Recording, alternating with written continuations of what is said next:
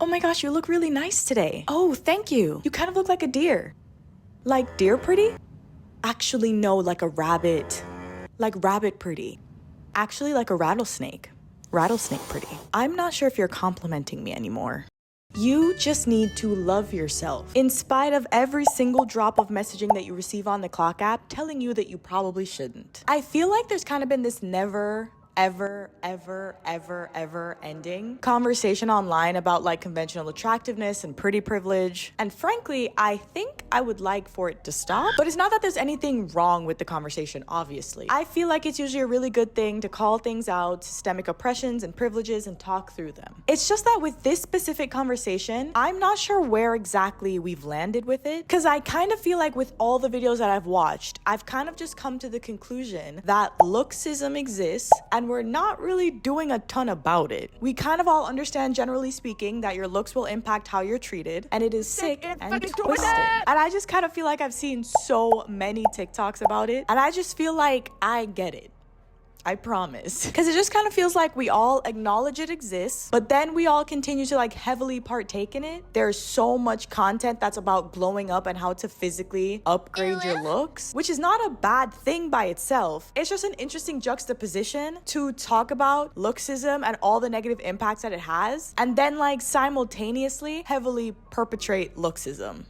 Because we all continue to like be very mean to unconventional people online. There's a creator on here who I used to find so grating, like so annoying. She has had the most immaculate glow up in 1 year. She looks so good, but she looks amazing, and I no longer find her annoying. Be very mean to people who we feel like have had too much work done. We still stay very ageist and like to shame older women. I guess part of me just kind of feels like I'm not sure why we're still talking about it. Yet here I am. Okay, so this thing is really bad. Great, so we gotta make sure we stop doing things that perpetuate this really bad thing. I've actually found a new angle to this whole thing that I found really interesting. And it's the conversations that I've been seeing popping up on my timeline about ugly privilege, which is pretty much people who feel like they have the privilege of kind of going unnoticed by men because they're not conventionally attractive. Okay, so you know how people talk about pretty privilege? Well, sometimes I feel like I almost have like an ugly privilege because I am on no men's radar. There are no men approaching me in public or sliding into my DMs. They leave me alone. And what really actually caught my interest about this whole conversation is not even necessarily the topic or the people themselves, but the comments. I feel like there's 3 main retorts that I've heard and seen to people talking about having ugly privilege. The first one is telling people it's not about how you look, it's how you feel. And you need to be more confident in yourself. And it's your fault for not loving yourself more. And once you're confident, the men will come flocking to you. Why are we so desperate to always make a person's lack of self-esteem, which I'm not saying these people necessarily have lack of self-esteem, but if they did, why are we so desperate to always make it such a big personal failing? Because listen, I know the literal definition. The literal definition of self-esteem is esteem of the self, but to act like your self-esteem is solely just about how you feel about yourself, I think would be really disingenuous. To act like a good portion of your self-esteem is not a response to how people around you treat you. It's far easier to have a positive sense of self when you are getting a lot of external positive feedback. If you are getting a lot of negative feedback and then start to feel, maybe I'm not a conventionally attractive person, how does it make sense that it's your own fault for having a lack of self-esteem? We'd look at someone so crazy if everyone was constantly telling them that something was wrong with them and they just made a point of not believing it. Hey, you've got something on your shirt. No, I don't. And obviously this doesn't apply to anyone's physical features because there is nothing wrong with your physical features. But when they don't meet conventional standards, I think it would be ridiculous for us to act like we don't know that they might be getting negative feedback about their physical features, and that could impact self-esteem, and it wouldn't necessarily be all their fault. And then when they don't come out of that with the most solid sense of self, we continue to make them feel like something is wrong with them for not loving themselves in spite of all that.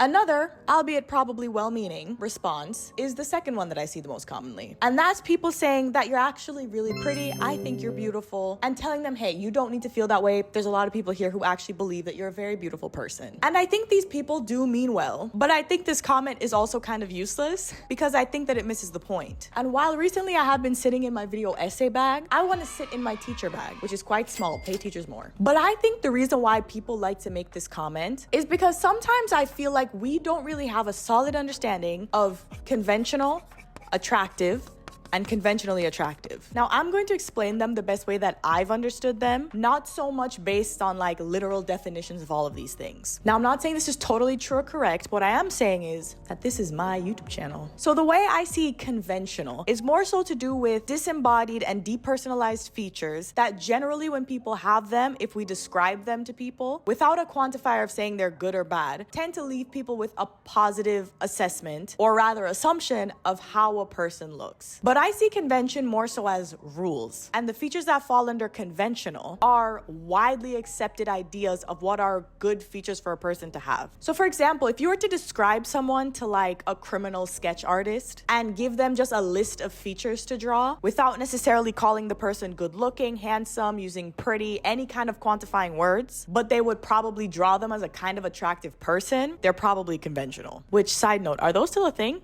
Do people still be drawing criminals? Because yo, if I was a criminal and I got caught because of some fuck-ass cartoon drawing of me, ooh, I would be heated. I would be so mad about that. So like if I'm describing to you, hey, this is a man who is 6'1", has blonde hair, blue eyes, weighs around 180 to 200 pounds, overwhelmingly, people are gonna assume I'm describing a good-looking person. I was actually describing Prince Charming from Shrek. I could describe to another person, a man who's around 5'5", deep skin, short curly hair, more narrow shoulders, smaller build, maybe somewhere between 150 to 180. And by those features alone, a lot of people might not necessarily assume that that's the most attractive person. But I'm pretty sure I just described Bruno Mars, and nobody would call Bruno Mars ugly. You see what I'm saying?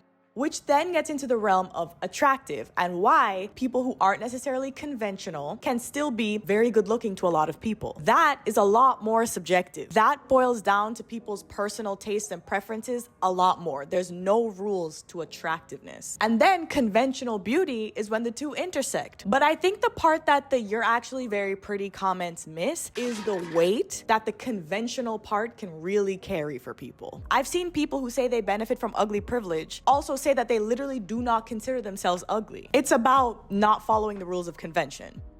And then, big number 3, what is to me the most confusing one, but also maybe the most obvious one, which are the people who comment, just go get some plastic surgery, become more conventional. I want to talk for a moment about unsolicited advice, because I have not been asking in my videos how to make myself more pretty or more attractive to men. That like I can throw money at the problem, so first I can get like a rhinoplasty, weight loss. I've been getting a lot of weight loss comments. What?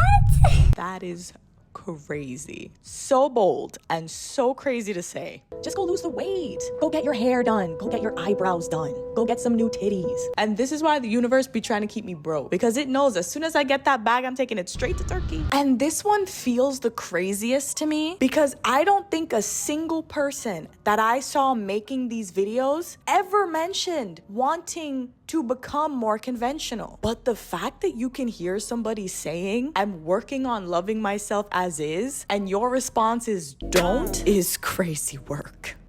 Got conventional? The fact that when they talk about living their experience, most people are saying, well, just don't live that experience. And they're actually confused as to why they're not doing more to just get more conventional. Hi, how are you? I need to fix my tire. You want to get a new car?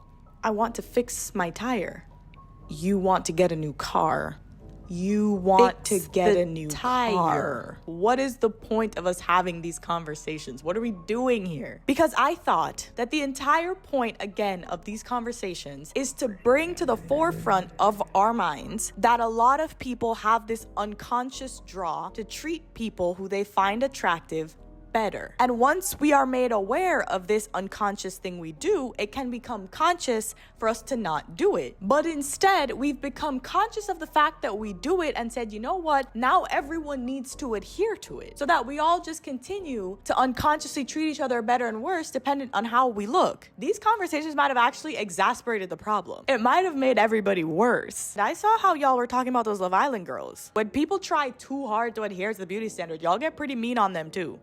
Which, can I have another sidetrack, actually? I actually have a public service announcement. I need to get on this soapbox right now. And this is kind of related to the video, but it's mostly just something I need to get off my chest. I hate whenever we see people who you feel might be overfilled, that we say they look 40. Now, I don't know if everybody's had this experience, but I feel like everyone will at some point be the person in an office in your 20s working with a bunch of people that are 20 years older than you, and they will become your best friends and you will love them down. And I have to ride for my 40-year-old besties. I can't have y'all talking about them this way, because I see 40-year-olds every single day and they do not look like overfilled faces. They look like normal people who are 40. They think, and frankly so do I, think that it is mean that every time we see someone who looks bad, we keep calling them 40, because most of them are very cool and I like them a lot and they look great. I didn't even know most of them were 40 until they told me that, and then I had to beg them to stay my friends because they felt like it was weird, but they did. And we're still friends. Shout out the 80s babies. Listen, I feel like it's super mean, generally speaking, to talk about people's faces. I think it's also additionally cruel to make fun of people who have had a lot of work done. But I do understand that there is a very obvious look when someone has been a little bit overfilled. And I just want us to stop comparing it to 40-year-old faces, because that is not how they look. The faces of people who are overfilled just look like faces that are overfilled and maybe a little too swollen, but they don't look 40. I just don't get how people have not come to the realization yet how dumb it is to be ageist. It has to be one of the dumbest isms to have, because we're literally all getting older. Why would you want to perpetuate a system that will inevitably bite you in the ass one day? Listen, I ride at dawn for people born in the 80s. They're my favorite dinosaurs. Kidding. I've been trying to work out like what exactly my feelings on this are. Do I have strong feelings on it, or am I just yapping? I think the biggest thing we miss is that looksism is not actually about how anybody looks. It's not about beautiful people. It's not about convention. It's about us. It's about how we treat people. It's literally a discussion on how to change your personal behavior. We keep talking about it like it's this external thing that we all have to adhere to, like it's a problem that we look at rather than partake in, when it is 100% an internal thing that if we all took note of, would go away. And I think because we treat it like this external thing that we just observe rather than partake in, we have no consistency with how we respond to people who are beautiful and benefit from this, and simultaneously people who acknowledge not benefiting from it. We get mad at people who do too much plastic surgery, and we also get mad at people who don't seem to be doing enough plastic surgery. If individually we decided to take it seriously and become conscious of how we treat people based on looks, and then not treat people worse based on looks, this whole issue disappears. And sometimes I feel like we're not realizing that. So what was the point of this video, and what is the wrap up? Seeking meaningful conversation around looksism and self-acceptance on TikTok? Don't bother. They're just gonna tell you to go to Turkey. And that, my friends, is the video. Me and the most beautiful audience that you could ever ask for, which is just my lobster today, and his name is Larry, are really grateful that you watched. If you have any feelings about anything I said in this video, I would love to hear your opinions on it, because this video was kind of all about the responses to pretty privilege versus pretty privilege itself. So I'm curious to get more responses to it. And of course, if you've made it all the way to the end of the why am I having such a hard time saying this? And of course, if you've made it all the way to the end of the video, thank you so much for watching. Please like and subscribe, and I'll see you in the next one.